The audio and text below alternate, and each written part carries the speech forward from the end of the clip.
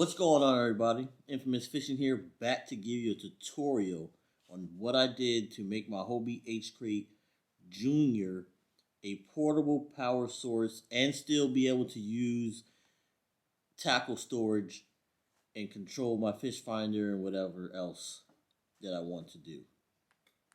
So stay tuned. You're going to like it.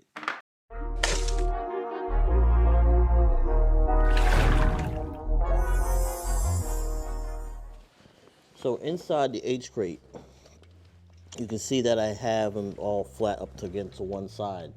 I came up with different ideas to try to mount it flat and have a false floor, but then I still taking up space. And then I will have to pull stuff out just in case something happens. So if a fuse blew for something, any reason, I could just open the Hobie cover, get in there, change the fuse or something like that. Or I can troubleshoot what's going on and turn this off as a switch on the other side of the FPV power distribution hub, and I can just troubleshoot any of that. So how I have this mounted in here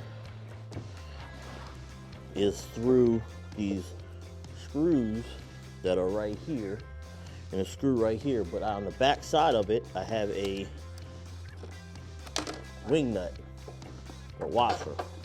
I didn't drill any holes into this because I wanted to keep it like hole drillless, like, you know, drillless from doing anything, just in case I wanted to get rid of it or something happened to it and it was still under warranty. I could just send it back.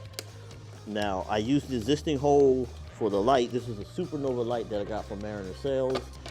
I'll give you a link below for that, as well as everything else. And if you like this video, make sure you like and subscribe for future videos and other project stuff I have going on. So now that I have it out, I have these, you can't really see it,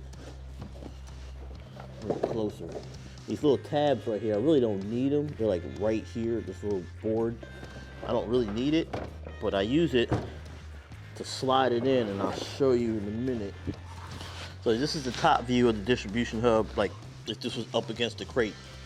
So here you got the FPV power distribution hub.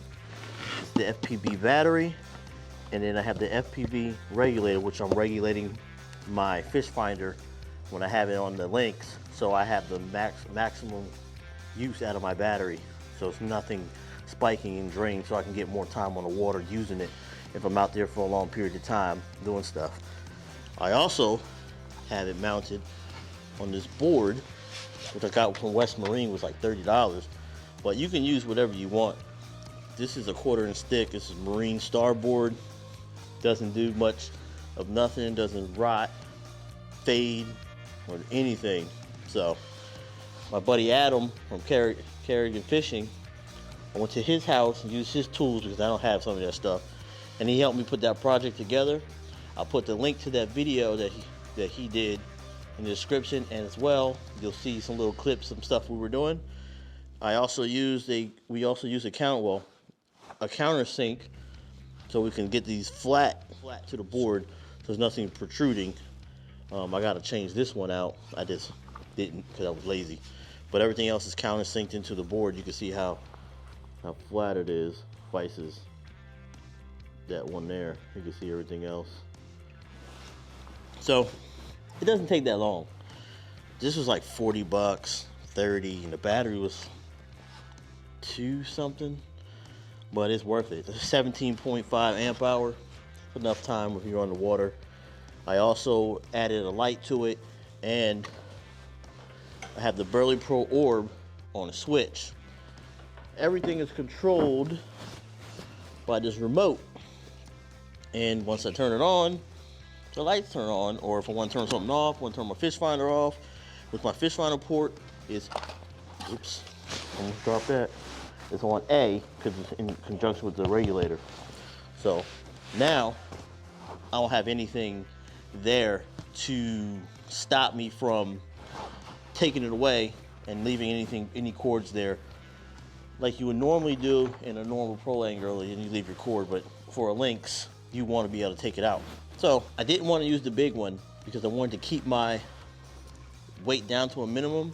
I'll probably put a little bit of stuff here, a little stuff there, and it's not that hard to put on. So I did add the cover to keep it from being wet, even though the FPV batteries are waterproof, and I think they float too, and they operate on the water, so that'll be something worth it. I didn't want to use my Dakota lithiums anymore. I needed some lighter stuff, and I wanted to be protected, so if I ever flipped, I'll be able to keep my stuff in my crate and not have a problem. So that being said, I'm gonna give you how I put it back in and show you everything, how I hook it up. Now, you can do this on your own, come up with your own idea. I'm just giving you an idea on how to do it. I mean, I'm pretty sure somebody's gonna come out with something smarter, but at the same time, I think this was easier for me. Take it out. If I wanted to charge the battery, I can just take the wing nuts out and boom, boom, boom, and that would be it. Pretty cold out here.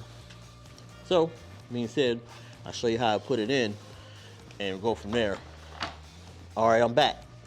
So, I have this. This is the double-sided supernova light. It's actually red. But what I did was I took the double-sided tape and stuck it to that. So now it's on double-sided tape and it's on the crate. And if something happened with this light, I can replace it and ain't gonna be not much of nothing. That is attached, and I use the supplied pigtail that comes in the kit, and it hooks up to the light, and that's it. Same thing with the fish finder. Easy. All right, so putting this in here is easy. Well, first thing is, since the crate is this way and I have it up, I have these little tabs on here. I don't really need them, but I decided to keep them. I thought I was gonna cut them off. They just helped me get them in there. So what I normally do first is I take whatever my LED light is and I put it in, make sure it's connected, and you can see in here, and you screw them down, make sure they're good and tight, not over tightened, because that makes a good waterproof connection. Next, I'll slide it back in, slide it in like this, and now it's in there. And let me show you what it looks like.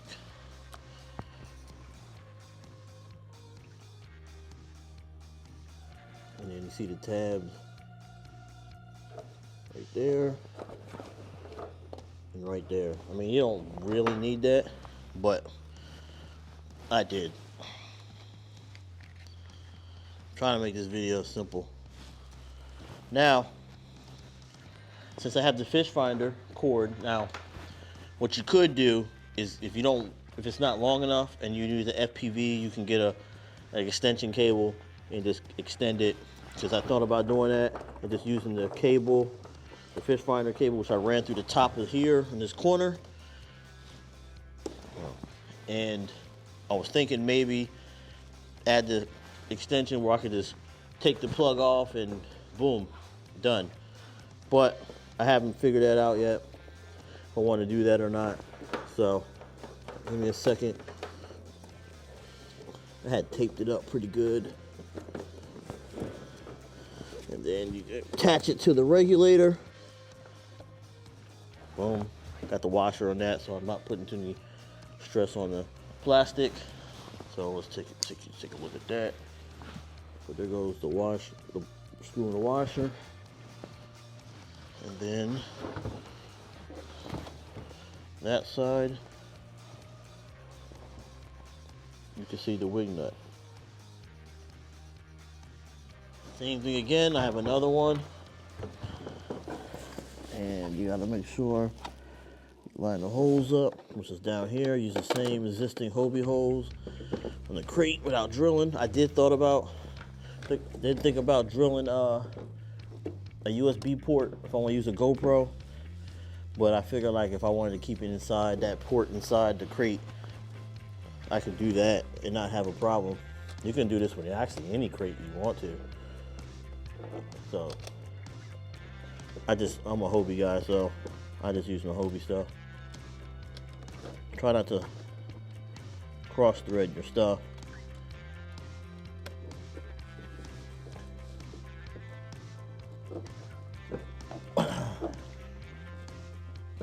Good and tight.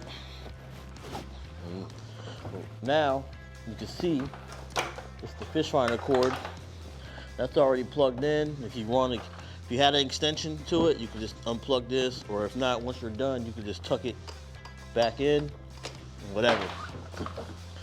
All right, so now that I'm out of the crate, everything's set up. I want to use the Burley Pro orb because you need it when you're on the water at night. You don't want nobody hit you. I mean, it's a good safety precaution. I'm not saying you don't need it, but if I plan on putting a motor on here, so I definitely need it. There you go. So I got the Burley Pro orb on here. Like once again, there's little tabs right here. If you use a crate with this cover, you can just run it through here,